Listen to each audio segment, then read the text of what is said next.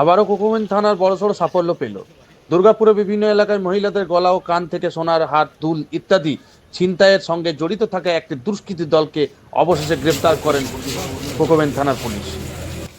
বুধবার বিকেল আনুমানিক 5টা নাগাদ কোকোভেন থানার অন্তর্গত ডিপিএল কলোনিতে নাম্বার প্লেটবিহীন একটি বাইকে সওয়ার দুই ব্যক্তি ঘুরে বেড়াচ্ছে। তা দেখে পুলিশের সন্দেহ হয়, তারা ওই দুই ব্যক্তিকে জিজ্ঞাসাবাদ শুরু করে। পুলিশের জেরার মুখে পড়ে অপ্রস্তুত দুই ব্যক্তি পালানোর চেষ্টা করে।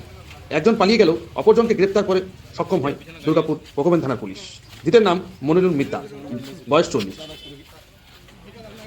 এরপর ধৃত মনিরুলকে জিজ্ঞাসাবাদ করে পুলিশ অপর ছিনতাইবাজকে গ্রেফতার করে।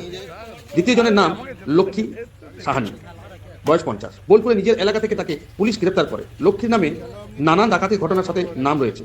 বুধবার অভিযুক্ত দুই দুষ্কৃতী কোনো অপরাধ সংগঠিত করার জন্য ডিপিএল এলাকায় জড়ো হচ্ছিল। পুলিশি যারাই এরা নিজেদের অপরাধের কথা স্বীকার করেছে। ধৃতদের বৃহস্পতিবার দুর্গাপুর মহকুমা আদালতে পেশ করা হয়।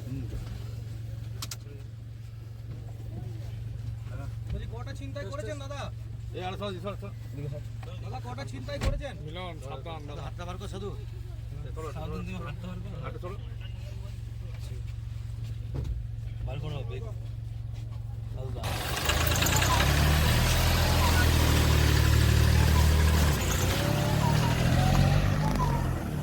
হ্যালো